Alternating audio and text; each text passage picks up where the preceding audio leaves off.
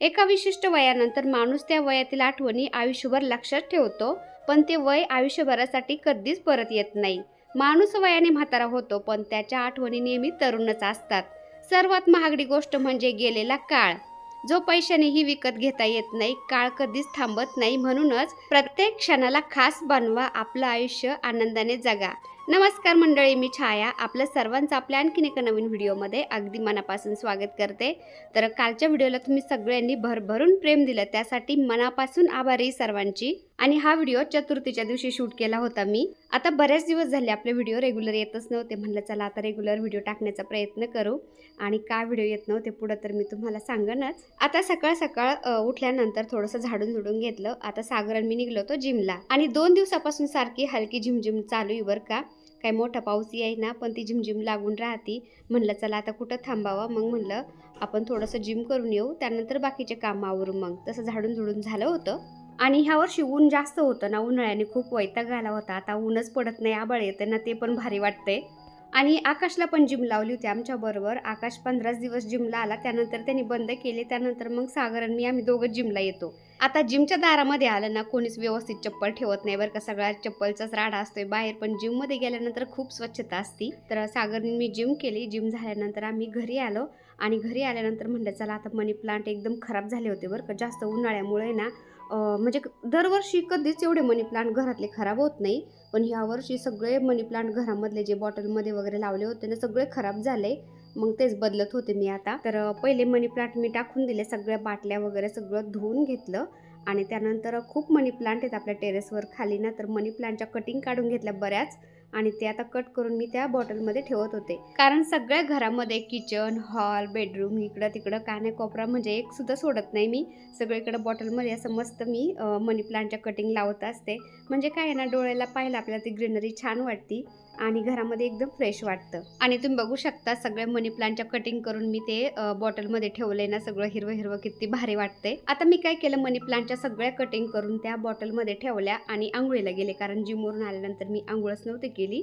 मग ते घामाचं खूप कसं तरी झालं होतं. मग म्हणलं आंघोळ करूनच सगळे मनी प्लांट इकडे तिकडे मी घरामध्ये ठेवून देते. तर पहिले मनी प्लांट तुम्ही बघू शकता किती खराब झाले होते, सगळे असे पिवळे पानं पडले होते. आणि त्यांचे म्हणजे असं एकदम असं तेजपणा, म्हणजे काय टवटवीतपणा राहिलाच नव्हतं त्याच्यावर. तर ते सगळे मनी प्लांट काढून मी नवीन लावले आता. आणि किचनमध्ये पण असं मी ते शिकं बनवले दोऱ्यांचं, आणि त्या शिक्यामध्ये मी अशा बाटल्या ठेवत असते मनी प्लांट त्याच्यामध्ये लावून. खूप भारी वाटतं. आणि बऱ्याच वेळा काय होतं, बऱ्याचशा ताईंच्या कमेंट येतात की बॉटलमध्ये पाण्यात आपण जर मनी प्लांट लावला तर तो वाढत का नाही वगैरे, हे ते कमेंट असतात. तर ताईंनो, बॉटलमध्ये पाण्यात जर आपण मनी प्लांट लावला ना, तो वाढतो, पण जास्त नाही वाढत. कारण किती केलं तरी ते पाण्यातच लावलेलं आहे आपण, जास्त काही पोषण भेटत नाही त्याला. त्यामुळं तर आपल्याला कुठं खिडकीवर मनी प्लांट लावायचा किंवा मोठा करायचं, तर आपण एखाद्या मोठ्या कुंडीमध्ये मातीत लावायचा मनी प्लांट. त्याला मग पाणी, त्यानंतर पाण्यामध्ये थोडंसं दूध मिक्स करून घालत राहायचं, तर मनी प्लांट छान होतो. पण पाण्यात आपण बॉटलमध्ये किंवा एखाद्या बर्नीत जर मनी प्लांट लावला तर तो जास्त काही वाढत नाही, अगदी थोडा थोडा तो वाढतो, पण ग्रीनरी आपल्या घरामध्ये छान दिसते. त्यामुळं मी ते बॉटलमध्ये छोट्या छोट्या बाटल्यांच्यात लावत असते. आज ना दिवसभर जरा पावसाचंच वातावरण आहे, आणि मध्ये मध्ये थोडी थोडी झिमझिम पण चालू आहे, ती काय उघडा ना. त्यामुळं आता आकाश मी चाललो आहे बाजारामध्ये, थोडा भाजीपाला पण घेऊन यावं म्हणलं. आणि आज चतुर्थी आहे ना, तर गणपती बाप्पांची पहिली मूर्ती माझी खूप छोटी आहे. ती म्हणजे पूजा करताना ती फुलामध्ये दिसत पण नाही. त्यामुळं म्हणलं चला थोडीशी वेगळी गणपती बाप्पांची मूर्ती घेऊन येऊ आपण, आणि तिची प्राणप्रतिष्ठा करूया घरामध्ये आपण अभिषेक घालून. आणि पहिली जी छोटीशी गणपती बाप्पांची मूर्ती आहे ना, तर तिचा अभिषेक वगैरे घालून मग तिचं विसर्जन करून टाकू. तर असं चाललं आहे. तिथून आल्यानंतर पूजा पण करायची मला. सकाळची देवपूजा झाली, पण गणपती बाप्पांना अभिषेक वगैरे घालायचा आहे. आज चतुर्थी, त्यामुळं म्हणलं चला आता नवीन मूर्ती आणूनच मी अभिषेक घालून मस्त पूजा करत. झालं का आकाश? चल हा, चल चल चल लवकर. चलो चलो, आकाशाने मी निघलो आता बाजारामध्ये. चला, थोडी थोडी झिमझिम चालूच आहे हलकी, पण काय त्याला घाबरून थांबायचं आहे ना रे. भिजलो तर भिजलो. स्वेटर घेतलास स्वेटर का लगेच काय नाही होत, कुठं मोठं चालू आहे झिमझिम. चला. आणि वातावरण कसं झालंय, ऊन नाही काहीच नाही, छान झालंय वातावरण, पण काय रपारप पडतच नाही पाऊस. है ना. आकाशला आणि मला तर पाऊस इतका आवडतो ना, म्हणजे पावसामध्ये भिजायसारखा पाऊस आतापर्यंत झालाच नाही. आम्हाला दोघांना भिजायचं होतं आहे ना. आमचा विचार झाला होता की चांगला पाऊस आला ना मग पावसामध्ये दोघांनी भिजायचं, मस्त व्हिडिओ काढायचा, रील काढायची, पण काय पाऊस येईनाच झालाय है ना. येईन ना. आकाश बोलतो येईन आता, मग मस्त आपण रील काढूया पावसात. पावसाळा चालू झाला ना एकदा तरी पावसामध्ये असं भिजलं ना की छान वाटतं.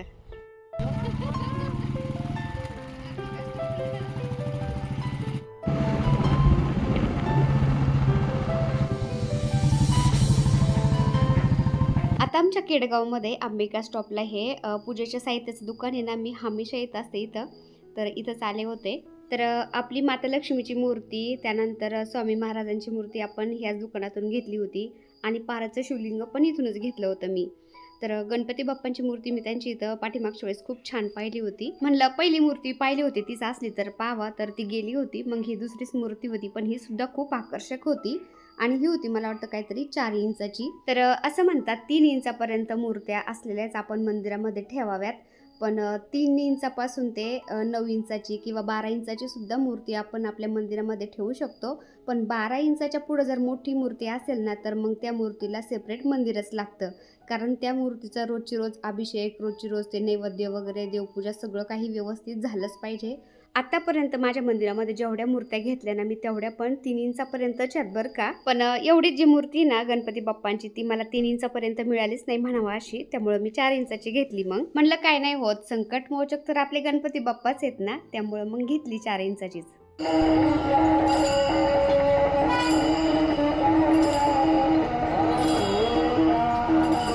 आकाश बोलला मला पाणीपुरी खायची, त्यामुळे मग पाणीपुरी खायला थांबलो होतो. आणि मेथी कशी. आता सकाळीच देवपूजा मस्त झालेली होती बरं का, रोजची देवपूजा.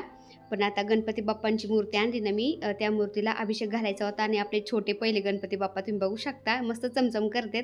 तर देवांच्या मूर्त्या मी अशी नेहमी उजळत असते बरं का. तर हे एवढे छोटे गणपती बाप्पा होते ना, म्हणजे ते फुल वाहिलं गणपती बाप्पाला ते फुलाच्या आड दिसत पण नव्हते. त्यामुळे म्हटलं चला आता जरा थोडीशी मोठीच गणपती बाप्पांची मूर्ती आणते. आणि ह्या गणपती बाप्पांची मूर्तीची किंमत तुम्ही बघू शकता 3150 रुपयाला. चला म्हणलं आपण असं तर भरपूर खर्च करतो, पण एकदाच आपली देवांची मूर्ती होऊन जाईल. तर किती आकर्षक ही मूर्ती तुम्ही बघू शकता. आता आपण नवीन मूर्ती आणलेली ना तिला पण अभिषेक घालून आपण आपल्या घरामध्ये तिची स्थापना करायची असते. पण त्याआधी जी जुनी मूर्ती असते ना आपल्या घरामध्ये पहिली, तर त्या मूर्तीला सुद्धा आपल्याला अभिषेक घालायचा असतो. जसं की आपण गणपतीमध्ये जसं गणपती बाप्पांची प्राणप्रतिष्ठा केलेली असते आणि विसर्जनावेळी आपण म्हणजे उत्तरपूजा करतो ना, त्याचप्रमाणे उत्तरपूजा करायची असते. गणपती बाप्पांना अभिषेक घालायचा, नैवेद्य दाखवायचा, आरती करायची आणि आतापर्यंत केलेला पूजेचा स्वीकार करून आमच्याकडून काही चूक झाली असेल तर क्षमा असावी अशी प्रार्थना करायची. आणि पहिल्या ज्या मूर्त्या असतात ना आपल्या पितळाच्या, त्या पाण्यामध्ये नाही सोडून द्यायच्या, त्या काही विरघळत नाही. त्यामुळं तर आपण त्या मोडून त्या जागेवरती आपण म्हणजे त्या दुकानदाराकडून काहीतरी वेगळी वस्तू घेऊ शकतो किंवा दुसरी मूर्ती आपण बनवून घेऊ शकतो. आता जे गणपती बाप्पा आणले होते मी नवीन मूर्ती, तर त्या मूर्तीला मस्त मी अभिषेक घातला आणि आता मस्त प्राणप्रतिष्ठा करून स्थापना करते मंदिरामध्ये गणपती बाप्पांची. तर तुम्ही बघू शकता माता लक्ष्मीची मूर्ती माझी 3 इंचाची आहे आणि ही गणपती बाप्पांची मूर्ती ना ती 4 इंचाची आहे. आता विठ्ठल रुक्मिणीची मूर्ती पण माझ्याकडे एकदम छोटी छोटी आहे बरं का, ते सुद्धा मी आता आषाढी कार्तिकीला बदलणार आहे. तर गणपती बाप्पांना अभिषेक घालून मी मंदिरामध्ये गणपती बाप्पांची स्थापना केली. आता इतक्यात रेग्युलर व्हिडिओ येत पण नव्हते आणि बरेच दिवस झाले देवपूजेचा व्हिडिओ पण मी शेअर केला नव्हता.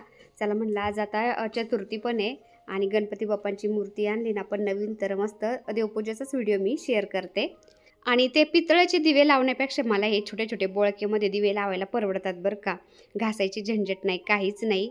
तर सकाळ संध्याकाळ कधी सकाळी लावते कधी लावत नाही असं पण होतं. उन्हाळ्यामध्ये तर आहे ना सकाळी 6:30-7 वाजले ना तर एकदम असं कडक ऊन पडायचं, त्यामुळे एकदम भक्कास वाटायचं. त्यामुळे कधी कधी सकाळी दिवे मी लावतच नव्हते, पण संध्याकाळचे दिवे मात्र कंपल्सरी लावतेच मी. म्हणजे वातावरणानुसार पण आपल्या माइंडवर आपल्या शरीरावर सुद्धा खूप फरक पडतो, कारण उन्हाळ्यामध्ये असं लवकर उठावंसं वाटत नाही, आळस येतो, असं थकवा येतो पटकन. आणि पावसाळ्यामध्ये थंडीमध्ये काय होतं वातावरण एकदम छान असतं ना तर ते लवकर उठून झाडून झुडून सडा मारून मस्त रांगोळी काढावीशी वाटते. सणवार असतात मग ते साजरे करावेसे वाटतात, सगळीकडे हिरवळ असती. पण उन्हाळ्यामध्ये जरा भकासच वाटतं. तरी या झाडाझुडामुळे बरं वाटतं बरं का. पण काय व्हायचं, सकाळी उठल्यानंतर आहे ना, कितीही झाडलं ना तर ते पानं गळलेले असायचेच बरं का झाडांचे. सगळा सडा पडलेला असं एकदम असं पारूस पारूस वाटायचं. आणि सकाळी झाडलं ना दुपारपर्यंत तर पुन्हा ते झाडांचा असा सडा पडलेला आणि मग ते पुन्हा असं पारूस वाटायचं. त्यामुळे ते असं सकाळचं फ्रेश वाटतच नव्हतं मला. घरातलं थोडंफार आवरुस्तवर बाहेर तर एकदम कडक ऊन पडून जायचं. पण उन्हाळ्यामध्ये संध्याकाळचं वातावरण खूप भारी व्हायचं.